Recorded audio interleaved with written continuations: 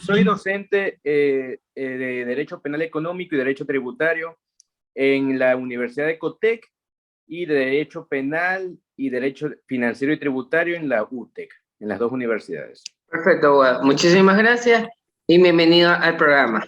Y gracias por la invitación. Gracias a usted, Iván. Comencemos. Abogado, ¿qué es el aborto para usted? Bueno, el aborto constituye un procedimiento orientado que puede ser tanto natural como forzado, producido, en todo caso, el bloqueo de la expectativa de vida que existe sobre un no nacido, lo cual implica, pues, que el nascituro es el no nacido, en este caso, dejaría, pues, en este momento de tener vida previo a poder nacer, en pocas palabras. Perfecto. En el artículo 11, numeral 2 de la Constitución de la República del Ecuador, garantiza el derecho de el ejercicio de los derechos. ¿Cuáles son los derechos?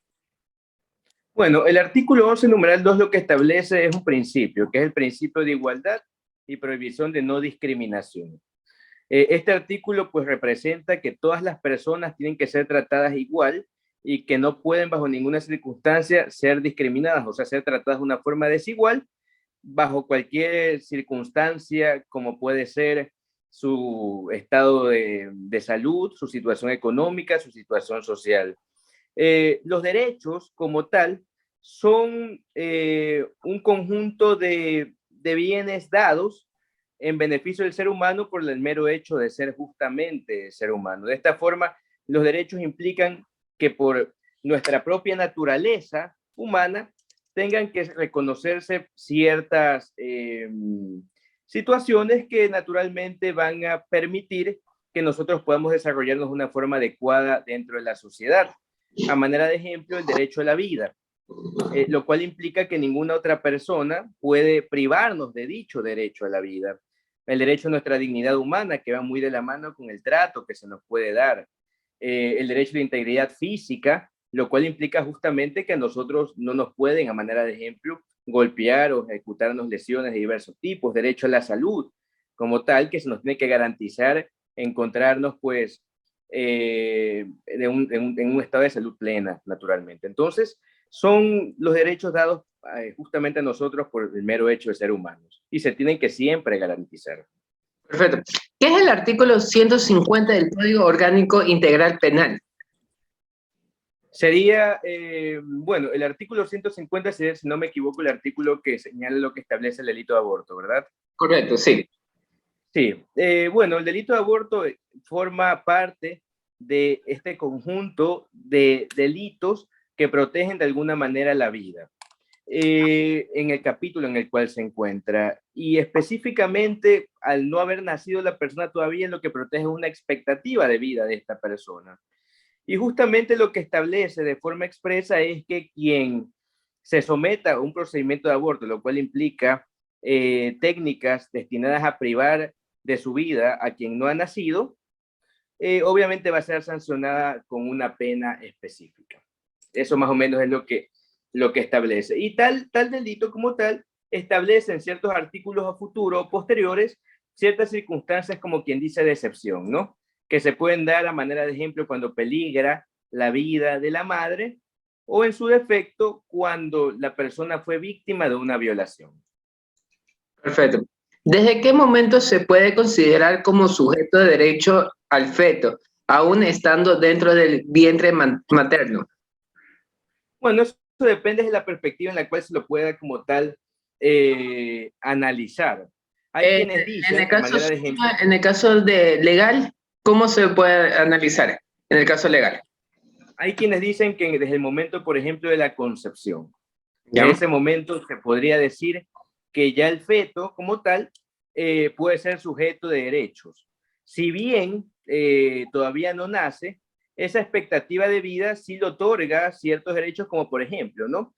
Se puede demandar, digamos, alimentos desde el momento en el cual la madre ya se encuentra embarazada, justamente para garantizar el correcto desarrollo del feto para su adecuado crecimiento, ¿no? Considerando que justamente tiene pues que tener un desarrollo interno dentro de la madre adecuado, ¿no? Entonces, sí se le reconocen ciertos derechos al no nacido y se podría decir que es el momento de la concepción, Iván. Perfecto. El Código Civil ecuatoriano, en el artículo 60, determina que el principio de existencia legal de las personas inicia con el nacimiento, desde el momento en el que el neonato es separado por completo de su madre. ¿Cuáles son los principios de este artículo? Bueno, el principio principal es garantizar pues la vida de las personas. Cuando establece el artículo 60, que lo que usted justamente manifiesta, es el momento en el cual ya se le empieza a dar un reconocimiento pleno. ¿Por qué?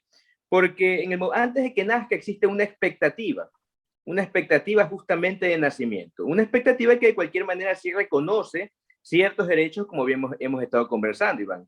Sin embargo, es el momento en que ya nace la persona, ya tiene esa calidad plena de ser sujeto de derecho que puede, pues, de alguna forma, dependiendo ya de su nivel de capacidad conforme pasa el tiempo, pero sin embargo, adquirir derechos efectivamente. Y bueno, el tema de contraer obligaciones quizás tan pequeños todavía no aplique, pero sin embargo ya tiene la calidad de persona. Claro. Eso es lo que significa.